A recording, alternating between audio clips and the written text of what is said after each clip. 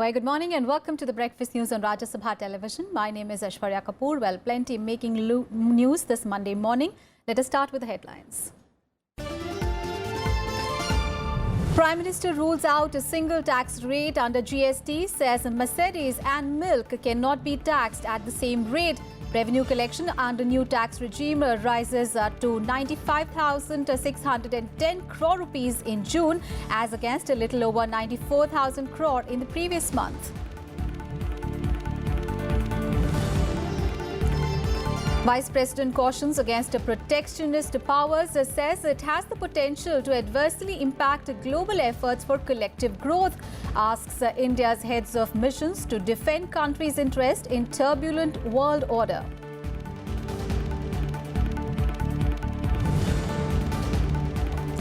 Lok Sabha members can now ask only up to 5 questions per day from the upcoming session of Parliament. Speaker's direction amended to reduce the number of questions from 10 in a day.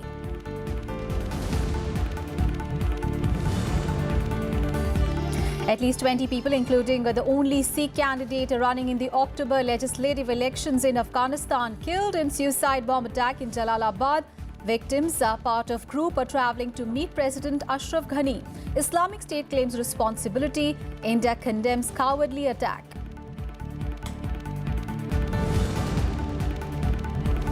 And Russia stuns Spain to reach quarterfinals of the Football World Cup. Hosts get the better of 2010 champions in penalty shootout. Croatia knock out Denmark in the second match after penalty shootout to set up quarterfinal tie against Russia.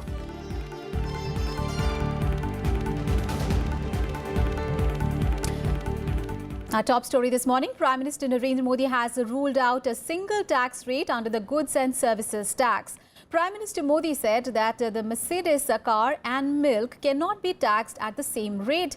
In an interview posted by Rajya magazine on its website, Prime Minister Modi said that Congress Party's demand for a uniform 18% rate would lead to a spike in food and essential items taxation. Responding to the criticism of GST implementation, he said that the new tax regime required a complete reset of one of the world's largest economic systems, adding that the reform merged 17 taxes and 23 cesses into one single tax. He further said that within 1 year of its launch, the GST has brought about a 70% jump in the indirect taxpayer base. He also said that the GST has been designed to eliminate Inspector Raj with the help of information technology. And President Ramnath Kovind has also hailed the goods and services tax as a gigantic reform which promoted ease of doing business and enhanced tax compliance. Addressing the Platinum Jubilee celebration of the Institute of Chartered Accountants of India in New Delhi, the President said that the GST has simplified procedures for small and medium enterprises. He said that the GST has reduced the prices of many categories and has benefited consumers. He also congratulated all the citizens and every stakeholder for the successful rollout of the GST. He also said that the Indian economy is set for a surge and will touch $5 billion by 2025. Such a system will prioritize honesty. For example, if we go into the details of GST regime, we find that it has helped us achieve many goals. It has enhanced the ease of doing business by creating a common platform across the country for registration, duty payments, filing of returns and refund of taxes. It has improved export competitiveness. It has reduced prices of many categories of goods and services and benefited consumers and end users. It has simplified procedures for small and medium entrepreneurs. GST has also enhanced reliance on technology and reduced scope for subjectivity. And Union Minister Arun Jaitley has also said that GST has not been disruptive and that the economy has seen effective gains of GST rollout in the last year. He added that the smooth manner in which the implementation of GST has taken place in India is almost unprecedented in the world. In his first public appearance since May, Jaitley addressed the GST Day event in Delhi via video conferencing. He expressed confidence that the higher revenue collections would enhance the capacity of the government to rationalize tax rates going forward.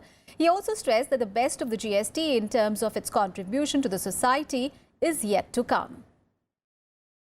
As the tax collection goes up, the capacity to rationalize the slabs, the capacity to rationalize the rates also will certainly increase. And therefore, that capacity to rationalize will increase once the total volume of tax collected significantly increases. And Finance Minister Piyush Goyal also exuded confidence that GST collections will exceed 13 lakh crore rupees in the current fiscal. He said that there is a scope for rationalization of tax slabs with more people coming under the tax net.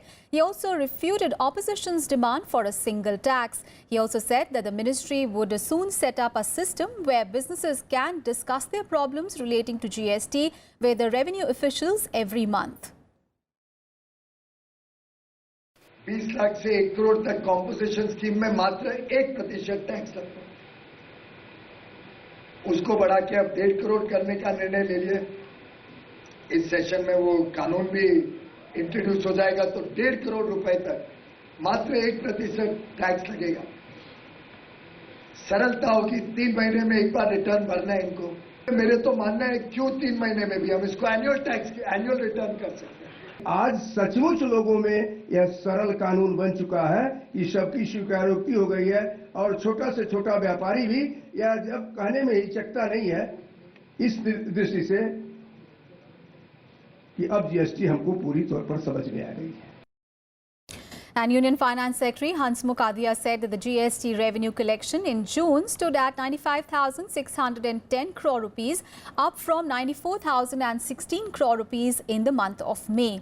The Finance Secretary also acknowledged the efforts of the stakeholders, central and state tax officers, as well as business community in making the GST a success. जितना काम हमारे CBIC के officers और state government के officers ने रात दिन मिलकर किया है, यू कांट इमेजिन कि अगर 27 मीटिंग जीएसटी काउंसिल की होनी है तो उसके पीछे एजेंडा बनाने में कितने दिन लगे होंगे हमको। And in fact they have done a wonderful work and this is another example कि when there is a clear direction coming from the political leadership, even the officials can contribute a lot.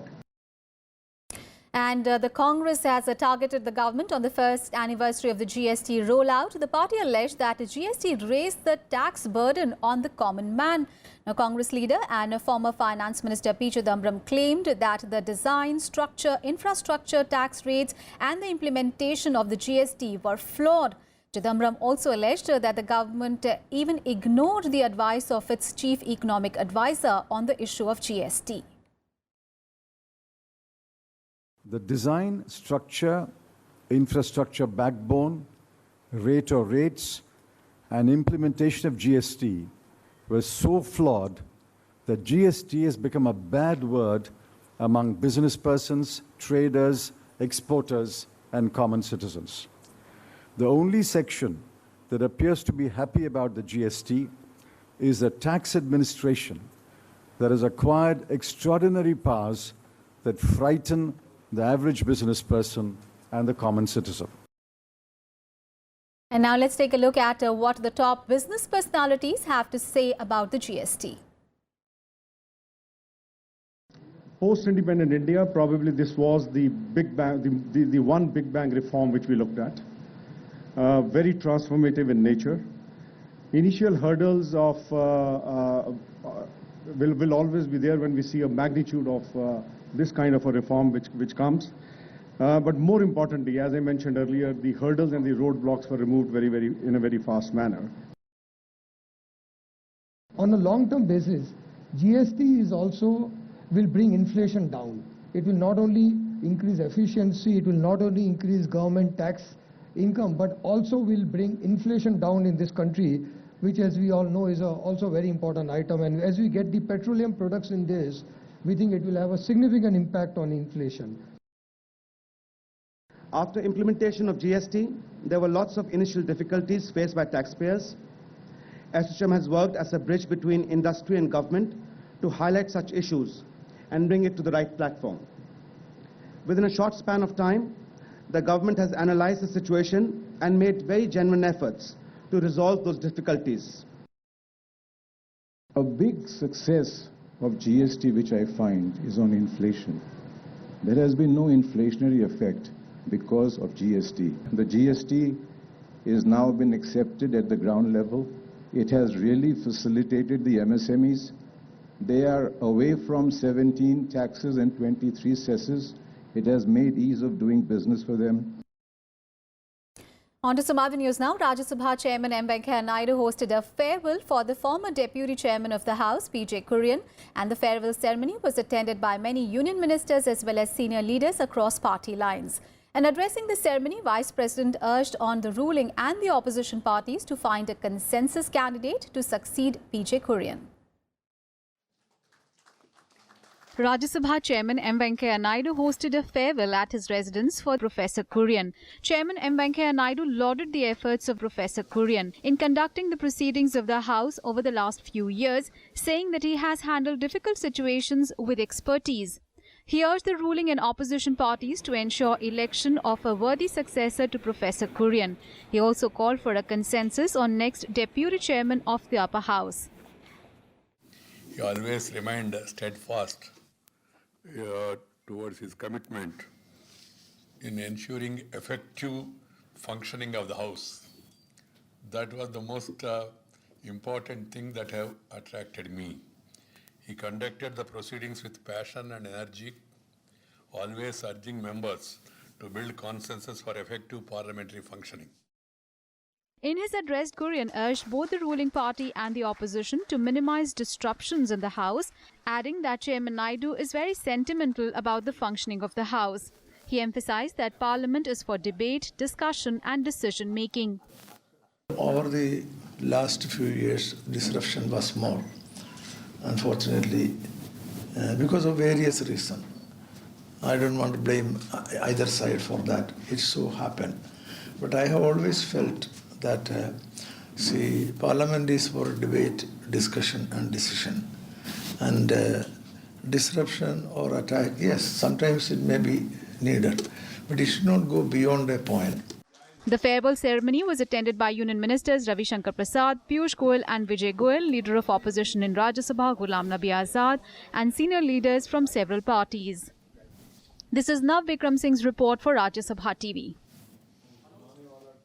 And Vice President M. Venkaiah Naidu has urged Indian diplomats to defend the country's interest in turbulent world order. Addressing over 125 Indian ambassadors and high commissioners at his official residence on Sunday, Vice President Naidu asserted that India has the moral and material strength to influence global discourse. The Vice President hit out at the protectionist powers, saying that new walls are being held to impede the free flow of goods and services and movement of people as well. He added that the return to protectionism has the potential to adversely impact the global effort for collective advancement. Vice President Naidu also urged the diplomats to convert a global enthusiasm about India into investments. He also stressed on the need to quickly address perceptions like women are not safe in India. He also said that the diplomats should be proactive in shaping up a global position against terrorism, black money and fugitives. Despite acknowledging the need for an integrated world order, new walls are being erected to the free flow of goods and services and the people as well. Please underline what I am saying. This return of protectionism has the potential to adversely impact the global effort for collective advancement. And Lok Sabha members can ask only up to 5 questions per day now from the upcoming session of the House, instead of 10, which was allowed till now. The Lok Sabha question cell said that the Speaker's direction 10B has been amended now due to the number of notices for questioning exceeding 230 per day. The bulletin signed by Lok Sabha Secretary General Snehilata Srivastava said that as per the new amendment, the maximum number of question notices to be given by each MP per day has been brought down to 5 from 10. If a member gives notices for asking more than 5 questions on a day, the remaining questions would be allowed to be raised the following day.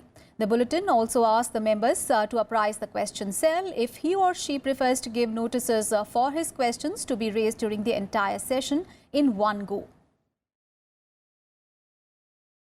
In Breakfast News, time for a very short break. We'll be back with more news, including all the action from the FIFA World Cup. Stay tuned.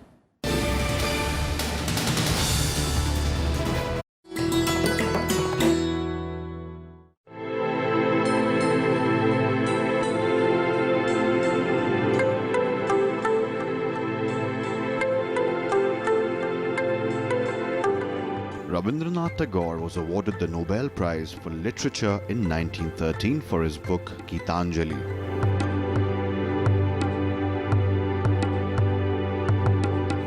In 1950, he composed the music and lyrics for India's national anthem, Jana Gana Mana. And when Bangladesh became independent in 1971, they chose Tagore's song, Amar Shonar Bangla, as its national anthem. Tagore's life and works have made him a cultural icon, studied the world over, even into the 21st century.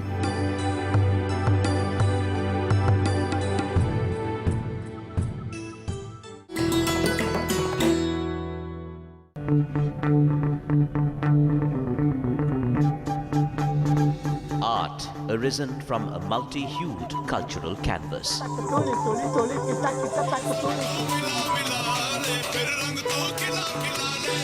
Tradition and cultural fervour dating back centuries.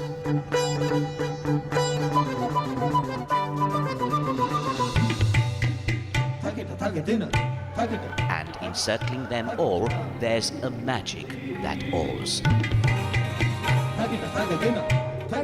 Embrace your nation's brilliant human warmth.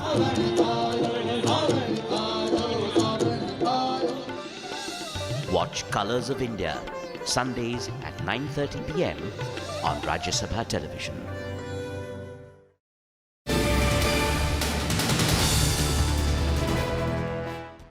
Welcome back after the break. Story coming in from Uttarakhand where 48 people have been killed and 10 others have been injured in a road accident in Pauri district in Uttarakhand. The accident occurred when a private bus fell into a gorge on Sunday morning. Most of the victims are local residents and those killed include 22 men, 16 women and 10 children. Rescue operation was carried out jointly by the district administration along with the police, SDRF and locals. And Chief Minister Trivendra Singh Rawat has announced an ex gratia of 2 lakh rupees each to the next of the kin of those killed and 50,000 rupees to the injured. He also directed a ministerial probe into the accident. The cause of the accident is yet to be ascertained. And President Ramnath Kovind, Vice President M. Venkaiah Naidu and Prime Minister Modi have all expressed condolences to the families of those who lost lives in the tragedy.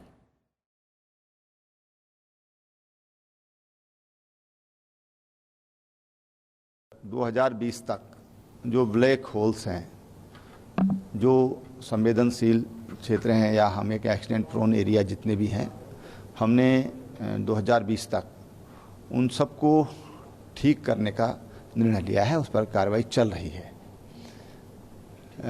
जो एहतियात जो बरतना चाहिए वो बरता जा रहा है. And news from Afghanistan now, where a suicide bombing in the eastern city of Jalalabad has killed at least 20 people, and most of those who were killed were Hindus and Sikhs, including the only Sikh candidate in the upcoming legislative elections. Police said that they had been travelling in a vehicle to meet President Ashraf Ghani, who was visiting the Nangarhar province where the bomber struck. The Islamic State terrorist group said that it carried out the attack. The attack happened hours after President Ashraf Ghani had opened a hospital in Jalalabad during his 2-day visit to Nangarhar. He was not in the area when the suicide blast occurred. The latest attack comes after last month's 3-day ceasefire between government forces and the Taliban However, the brief truce did not include Islamic State, which is fighting both the Taliban and the government forces. And the Indian embassy in Kabul condemned the cowardly terrorist attack. It confirmed that Atwar Singh Khalsa, the only Sikh candidate running in the 20th of October elections, was among the dead. The embassy tweeted, the attack underlines the need for a united global fight against international terrorism without discrimination and accountability of those who support terrorists in any manner. Punjab Chief Minister Amarinder Singh also condemned the attack. And Prime Minister Modi has also condemned the terror attack in Afghanistan. He said that they are an attack on Afghanistan's multicultural fabric. He said, my thoughts are with the bereaved families. He also added that India stands ready to assist the Afghanistan government in this sad hour. And now let's look at what all is happening in the Football World Cup in Russia.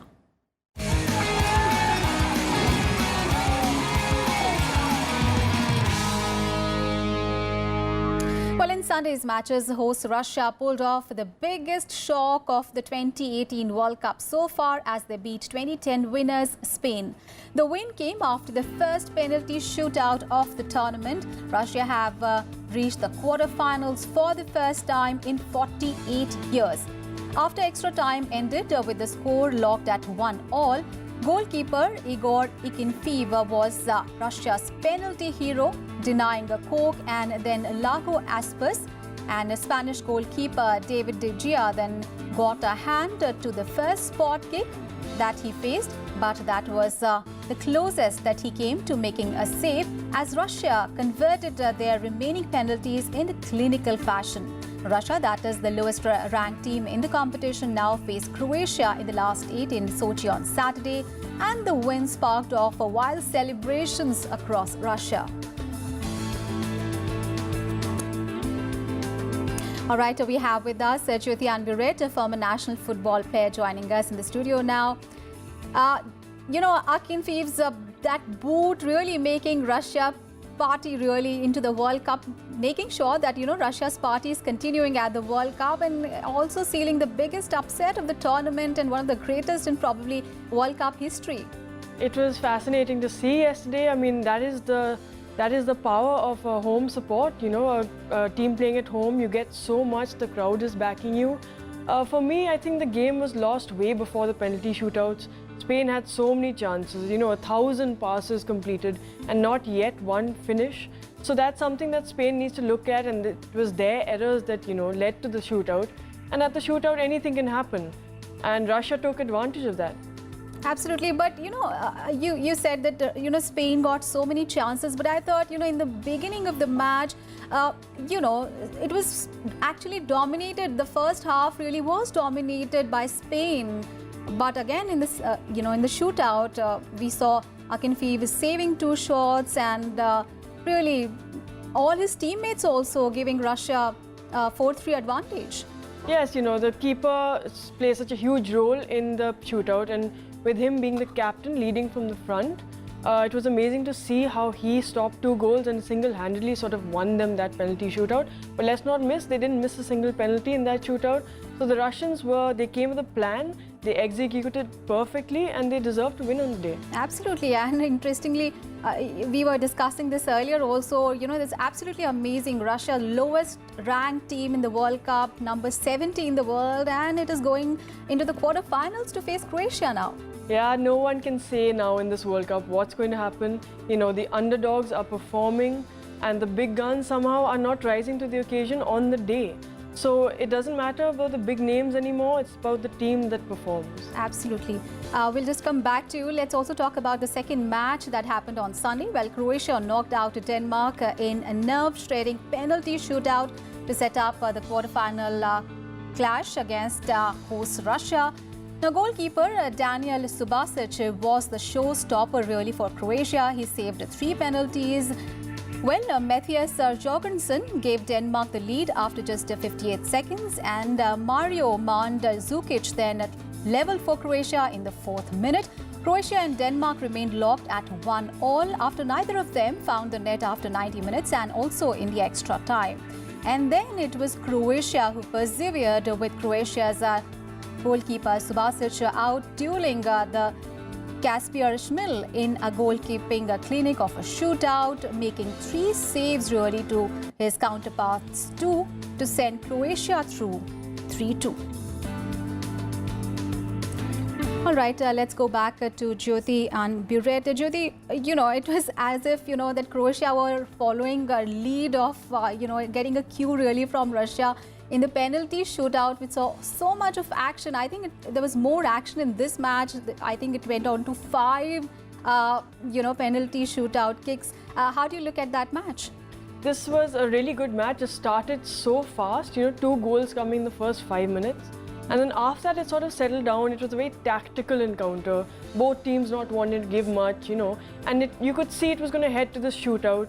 But what a great display of goalkeeping by both sides. Both goalkeepers really stepping it up. And it was a very narrow difference between the two, with Croatia scoring on their last penalty shootout and Denmark not. That was the only difference between the two sides. Absolutely, but I think yesterday's matches were very interesting because in combined we saw so many saves and so many number of, there were remarkable really number of saves in this one-on-one duel that we saw yesterday. And now let's speak about today's matches that are slated for the day. Well, after finishing on the top of Group E, 5-time World Cup winners, Brazil will face Mexico in the round of 16. Brazil's journey to the round of 16 has been anything but smooth after drawing 1-1 with Switzerland in their opener and leaving it late to claim a 2-0 win over Costa Rica. They beat Serbia 2-0 to ultimately move on as expected group winners. While Mexico will look to end its run of the second round misfortune in each of the past 6 finals, L3 have been dumped out in the second round after starting the Russia 2018 journey off with 2 solid wins, most notably a 1-0 victory over 2014 champions Germany. They followed that up with a 3-0 defeat to Sweden. And Brazil and Mexico have faced each other 40 times, out of which Brazil has won 23, while Mexico has won 10 and 7 ended in a draw. And speaking about the second encounter of the day today is Belgium versus Japan. Belgium and Japan set up this last 16 clash in a differing but equally odd circumstances. Belgium's second string beat England's second string in a game that no one was entirely sure that they wanted to win. The last 10 minutes of Japan's final group game against Poland were nothing short of farcical, and Japan's coach ordered his side to shut up shop and not give away any bookings in the hope that a 1-0 defeat would be enough to see them qualify. All right, let's go back to Jyoti and Buret. Jyoti, there are 2 matches slated for the day today, of course. How do you look at the Brazil versus Mexico match? Because, Brazil would be really looking to continue that, the way they have progressed in this tournament. They have improved with every match. But speaking about, Mexico, they have shown their best devastating side in the tournament so far. So how do you look at this match? Yeah, I think Mexico started very brightly. They started by beating the world champions. And then I think they've sort of fizzled out a bit, ending their group stage with a 3-0 loss to Sweden. I don't know how much that will affect their momentum, but Brazil has only been getting better. So it's going to be an interesting, a very free-flowing football from both South American sides. So we can expect a very entertaining game. Mexico will be without their main defender, Hector Moreno. I think that will cost them. Okay, and what about Belgium versus Japan? Because Belgium are the leading goal scorers in the group phase and they are taking on Asia's representatives, Japan. Yes, a big day for Asian football. Japan, they could make history by reaching the top 8 for the first time. Going up against a very solid Belgium side who've been really scoring goals very free-flowingly. And Japan will have to come up with a very tactical and very disciplined performance today against Belgium if they want a result. But as we've seen, it's the team that performs better on the day that wins. Absolutely. And Because Japan's advance into this stage has become very interesting, because obviously they advanced from the group phase on fair play points, and it will be very interesting to see whether they can win the last 16 tie for the first time. Well, thank you so much, Ms. Buret, for joining us this morning and sharing your perspective on the results as well as day's matches that are scheduled for the day as well. And with that, we come to the end of this edition of Breakfast News as well. Thanks so much for watching.